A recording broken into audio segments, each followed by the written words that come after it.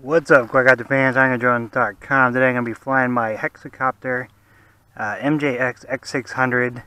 It's been a while since I've been able to fly this. I've been flying this one quite a bit recently, whenever I do get a chance. So today we're going to go ahead and take it for a spin. It is a little bit windy, but we should have a fully charged Hexacopter and we'll get it out here flying. So we're kind of in a little bit of a gully here to protect us from the wind. The wind's blowing pretty strong today. So this thing handles great. It's a little bit sketchy sometimes with the controls. I might have burnt out a motor or two or wore down some gears trying to lift the RunCam HD with this quadcopter or hexacopter. But other than, you know, some slight issues with the controls, it flies great. I've had a very good experience with this, especially in the price point. It gets a good amount of flight time out of it too. I've been averaging 5 to 6 minutes. Having a little issue right here trying to get it back to me. We are in the low mode, so we can crank it up speed modes really quick. So I'll bring it in close. I need to look down at the controller since it's... Alright, so we should be in the intermediate or medium range right now. The expert or advanced mode. It's a little funky because if you push too far in one direction, it will cause the MJX to do flips. It seems kind of like a pointless function or feature to me, but I guess some people like it. I would prefer to have a higher speed without automatic flips.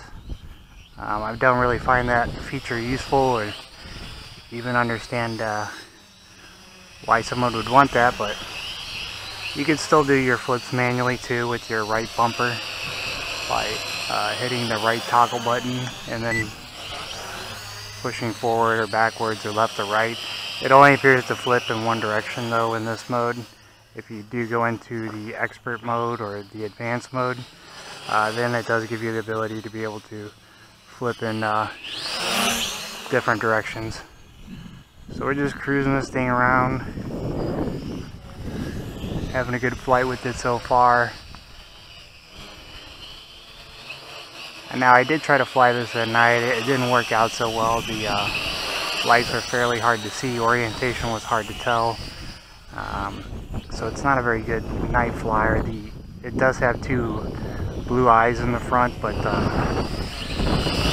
they're not bright enough whenever you're flying at night in order to be able to really get a feel for the front to the ass of the quadcopter. So bring it in close and take a good look at it.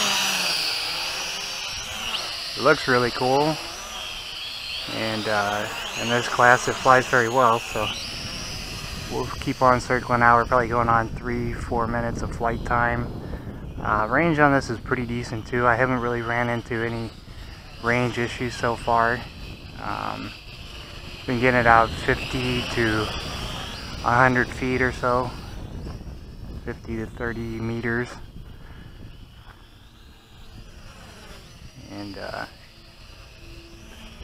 handles fine. I haven't really tried to take it up too high or too far away. Some of these minis, they do have issues unbinding with the quadcopter, and they do fly away. So I'm trying to avoid that because I do like this one. I'm in a pretty open area right now, so I could probably test the limit so we can take it up a little bit higher, get an idea, and we'll look to see if we see any lights blinking, which will indicate that it's lost its binding.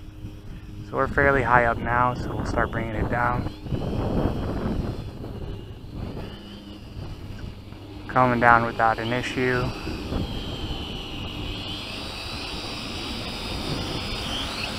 So we were able to get fairly high there. Probably about 100 or so feet straight up. Vertically, and handled well, came down without an issue. It wasn't fighting or chugging against the air when it was coming down.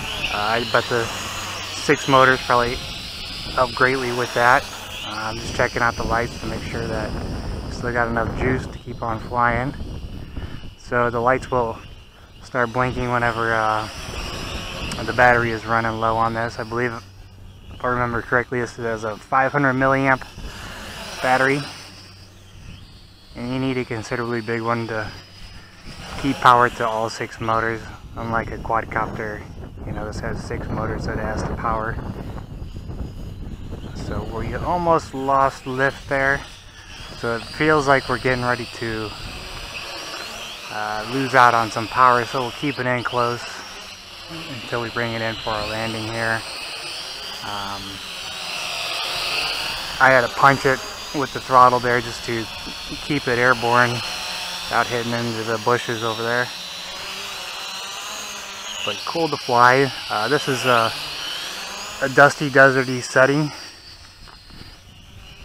so sometimes the grime will get into the gears and cause this to over rotate. So generally whenever I fly, I get a can of the dust off or computer cleaner and try to spray out the gears on these quadcopters or hexacopters to prevent any wear and tear on them. My tarantula really wore down the gears on that, so you need to be careful about the surroundings in which you're flying in. So we're having a little bit of a problem. It's flying right into the wind. It's coming back real slow to us. And again, this is in the medium mode or intermediate, so we'll bring it in for a hand landing. So that's the MJX X600. Go ahead and flip off the controller so I don't chop up my hand. But very cool hexacopter, fairly cheap. Picked this one up on sale for about $30 or $40 if I remember correctly.